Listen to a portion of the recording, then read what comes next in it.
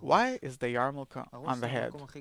The head is the highest place in a person. Why don't you put the kippah on the hand or somewhere? First of all, because it's the head, it's the thoughts, the intentions. What is man? It's his head. Yeah, there are really many things that revive around the head and the face. So, what does the yarmulke actually symbolize? That it covers a person's thoughts? What does it do? It doesn't cover, but it symbolizes. It doesn't cover anything. It doesn't limit your thoughts. It symbolizes that I accept the kingdom of the burden of heavens upon myself. The word ol, which in Hebrew means both burden and also yoke. It's something that you put on a bull or a donkey. So what does it mean that I put on a yarmulke and it symbolizes that I want to accept the burden of the kingdom of heavens? What is there? Because by that, I'm connected to the upper force and I start working with it and partnership. I examine what does he want and are my desires like his, and what does he think, and are my thoughts like his, what does he do, and are my actions like his. And then I understand that one way or another I'll be 100% controlled by him because he's the creator and I'm the created being. But if I will discover a desire of my own to be both in thoughts, desires, intentions, actions, to be like him, then through these means, by thought, talk, action, I will attain what does he want from me. Why does he want it specifically from myself? What is his intention? And through that, through your actions, do we know you? I'll get to know him. I'll get to know the upper force, which is on a higher degree than myself. And by that, I will rise to his degree. So it's not a burden, it's an elevator. Right, but what does it come from? It comes by accepting that which already exists in nature, his dominion, complete control over me. So, from what I understand, the yarmulke symbolizes that as if I put over my head some kind of a reference point with respect to which I start examining two things. What does he want?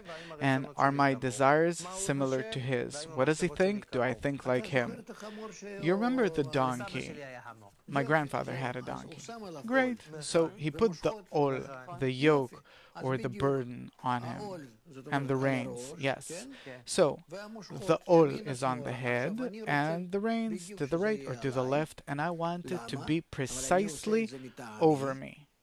But I do it out of my own free will because I'm drawn towards yichud, connection with him. And this is also why I'm called a Yehudi, a Jew, which originates from the word yichud, connection, that I aspire to be united with the one that controls me. What do you mean to unite? To unite, to connect, as it says, make your desires like his, make your thoughts like his, and so on. Meaning by that I elevate myself to the degree of the Creator. How? By accepting upon myself the burden of the kingdom of heavens. Which means what? That I want for the Creator to control me because through his control over me, I can get to know him. And what does it mean that he controls me? That I want to feel how he does it. He controls everything. The upper force controls everything. It's a higher degree. All the forces, all the strengths that control us come from there. None of us is doing anything. Everything that happens in our body, in the still vegetative and in the animate, and also in our cells and in our hearts and our minds, everything. We're getting the feed from above. Everything. Now, in order to get to know the upper and to rise to his degree, I have to become aware of it, and I want to feel it, and I want to get closer to him, to find him. What is he doing now? What does he want from me? What kind of actions is he performing? Suppose I do this with my hands now, and I have a certain thought, and I talk to you. I want to examine each of these things and to unite with him this way. What does it mean to unite? To first of all justify him for doing it, and to understand why is he doing it, what's the use, what's the benefit, what's the goal, what's the final purpose, where is he drawing me by these reins? Why does the yarmulke cover the head? It covers the head. It's a symbol that I put him first. First to whom? Before myself. Before my head, my desires. Of course, all of my thoughts, desires, everything comes from him.